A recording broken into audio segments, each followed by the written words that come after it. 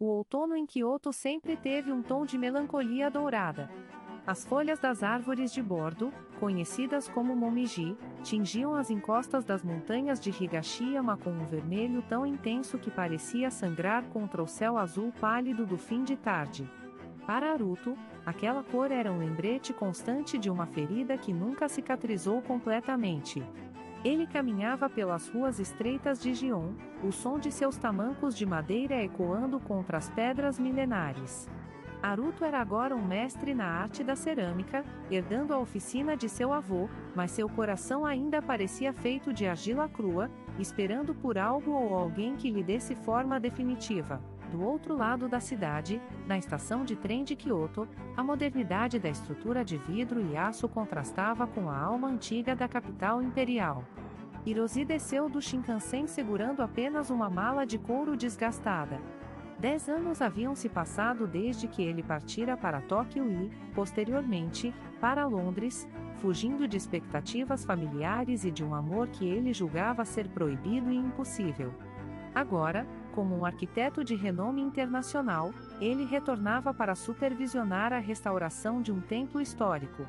No entanto, a verdadeira razão de seu retorno estava enterrada em uma promessa feita sob as sombras do templo Kiyomizu dera, uma década atrás. O ar frio da noite começou a descer sobre o rio Kamo. Haruto parou na ponte Shijo, observando os reflexos das luzes dos restaurantes na água. Ele se lembrou de Hiroshi exatamente ali, com os cabelos bagunçados pelo vento e os olhos brilhando com sonhos de mundos distantes. Naquele dia, 10 anos antes, eles não disseram adeus. Eles disseram apenas, até a próxima estação.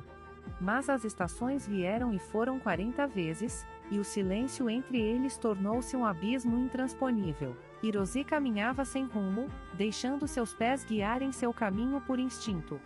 Ele não foi para o hotel. Seus passos o levaram para o distrito das tecelagens, onde o cheiro de incenso e madeira úmida era mais forte. Ele sabia que a oficina de Haruto ficava por ali. Ele parou diante de uma lanterna de papel que balançava suavemente na entrada de uma pequena loja. O nome escrito em caligrafia elegante era inconfundível: Oficina de Cerâmica Takumi. Dentro da oficina, Haruto trabalhava no torno. Suas mãos estavam cobertas de lama cinzenta. O movimento circular da roda era hipnótico, um esforço para silenciar os pensamentos que a volta do outono sempre trazia. O sino da porta tocou, um som metálico e agudo que quebrou o transe. Haruto não levantou a cabeça imediatamente. Sinto muito, estamos fechando por hoje. Por favor, volte amanhã às 9. Houve um silêncio longo, pesado, preenchido apenas pelo som do motor elétrico do torno que Haruto finalmente desligou. O visitante não se moveu. Haruto limpou as mãos em um pano úmido e levantou o olhar. O tempo pareceu parar. O oxigênio na sala ficou escasso. Parado sob a moldura da porta, envolto em um casaco escuro que cheirava a chuva e viagem, estava o homem que povoava seus sonhos e seus pesadelos. A argila ainda parece ter a mesma textura de 10 anos atrás, Haruto. A voz de Hiroshi era mais profunda agora, marcada pela maturidade e por uma leve vibração de nervosismo. Haruto sentiu suas pernas fraquejarem. Ele se levantou lentamente, o pano caindo de suas mãos. Você demorou muito para perceber que o caminho de volta era o mesmo que o de partida, Hiroshi. Eu nunca esqueci o caminho. Eu apenas tive medo de que, ao chegar, a porta estivesse trancada por dentro. Haruto caminhou até ele, parando a uma distância que era ao mesmo tempo segura e torturante. Ele analisou o rosto de Hiroshi. As linhas finas ao redor dos olhos contavam histórias de noites sem dormir em cidades estrangeiras. A essência do rapaz que ele amou ainda estava lá, escondida sob a armadura de um homem de sucesso. Por que agora? Porque depois de tanto tempo sem uma única carta, sem uma mensagem, você simplesmente desapareceu no nevoeiro de Londres. Eu escrevi, Haruto. Eu escrevi centenas de vezes. Mas eu nunca tive a coragem de enviar. Eu achava que, se eu ficasse longe o suficiente, o sentimento se transformaria em algo suportável. Eu estava errado.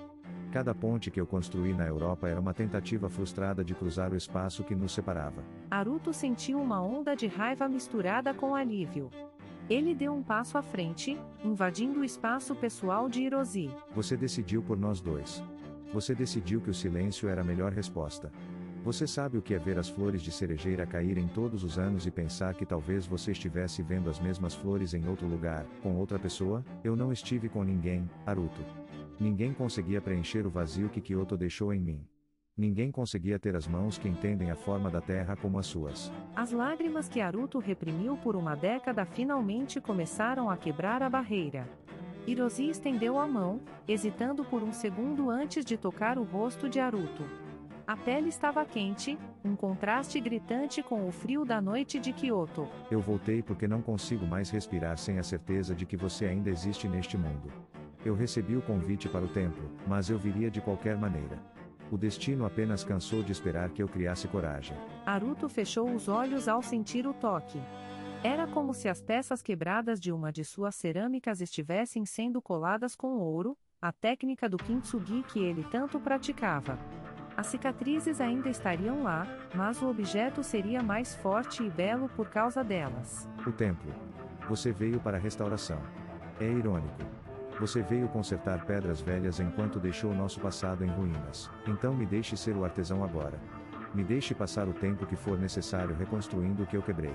Eu não espero perdão imediato, Haruto. Eu só quero o direito de ser um estranho que frequenta sua oficina. Haruto se afastou levemente, tentando recuperar a compostura, embora seu coração batesse como um tambor taiko durante um festival. Ele apontou para uma prateleira ao fundo, onde uma pequena peça de cerâmica, inacabada e rústica, descansava sozinha. Você se lembra disso? Foi a última coisa que tentamos fazer juntos antes de você ir para a estação. Está inacabada há 10 anos. Eu nunca consegui terminá-la porque faltava a pressão das suas mãos contra as minhas no torno. Hiroshi aproximou-se da prateleira, seus dedos traçando as bordas irregulares da peça. A emoção o atingiu como uma tempestade de inverno. Ele se virou para Haruto, seus olhos suplicantes. Vamos terminá-la agora? Não a cerâmica, mas a nossa história. Haruto hesitou. A dor do abandono era uma âncora pesada, mas o amor que ele sentia era o vento que soprava as velas. Ele olhou para fora, onde a lua cheia começava a iluminar os telhados de telha escura da cidade antiga. Kyoto sempre soube guardar segredos, e talvez estivesse pronta para guardar o recomeço deles também. O torno ainda está quente, Hiroshi. Mas as regras mudaram. Desta vez, eu não vou deixar você guiar o movimento sozinho. Eu não quero guiar nada. Eu só quero seguir o ritmo do seu coração. Eles se sentaram um de frente para o outro no banco de madeira. Hiroshi colocou suas mãos sobre as de Haruto, que já estavam novamente sobre a argila úmida. O toque inicial enviou choques elétricos por seus corpos. Era uma linguagem que eles não falavam há uma década, mas que seus músculos e almas recordavam perfeitamente. O torno começou a girar. O som suave e rítmico da máquina era a única música na oficina silenciosa. A argila subia e descia entre seus dedos unidos. Eles não precisavam de palavras agora. Cada pressão, cada ajuste milimétrico, era uma confissão de saudade, um pedido de desculpas, uma promessa de permanência. O objeto começou a tomar forma, um vaso esguio, com curvas que lembravam o fluxo do rio Kamo. As horas passaram sem que eles percebessem. O mundo exterior, com suas obrigações e o tempo linear, deixou de existir. Naquela pequena oficina em Kyoto, o passado e o futuro colidiram no presente. Quando a peça finalmente ficou pronta, Haruto usou um fio de arame para separá-la da base. Ela precisa secar. E depois precisa passar pelo fogo. O fogo é a parte mais perigosa, Hiroshi. Nem tudo sobrevive ao calor do forno. Nós sobrevivemos a 10 anos de gelo. Eu acredito que podemos suportar o fogo juntos. Hiroshi não soltou a mão de Haruto após a conclusão do trabalho. Ele a segurou com firmeza, entrelaçando seus dedos sujos de barro. Eu mudei muito, Haruto. O mundo lá fora é barulhento e vazio. Eu me tornei alguém que constrói paredes, mas eu esqueci como construir lares. Por favor, me ensine a morar aqui novamente. Kyoto não mudou tanto assim.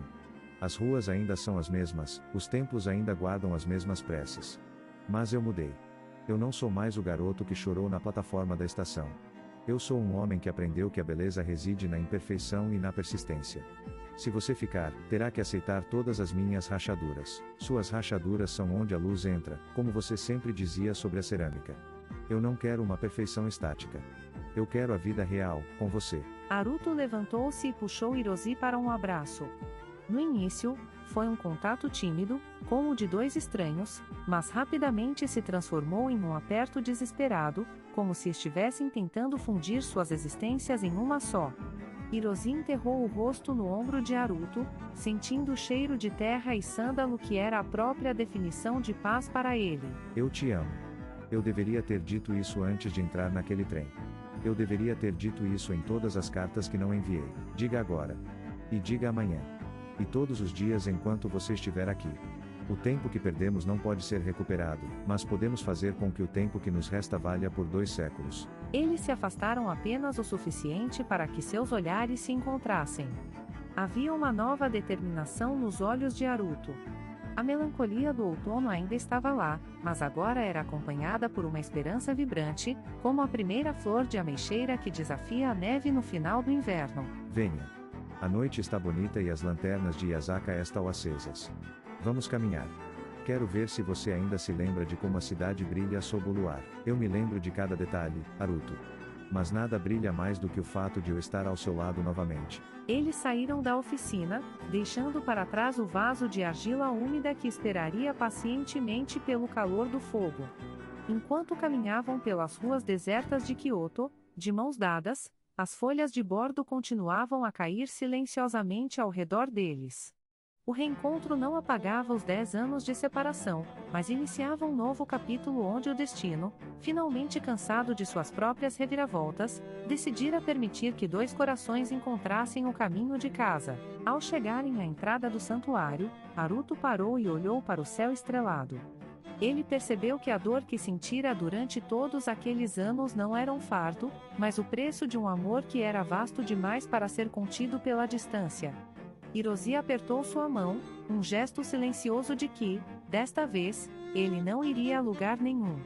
A promessa feita sob as sombras de Kiyomizudera finalmente fora cumprida, e o outono em Kyoto nunca mais seria apenas uma estação de melancolia, mas a celebração de um reencontro que desafiou o próprio tempo. A vida em Kyoto continuaria seu fluxo lento e cerimonial, mas para Haruto e Hiroshi, o relógio havia recomeçado.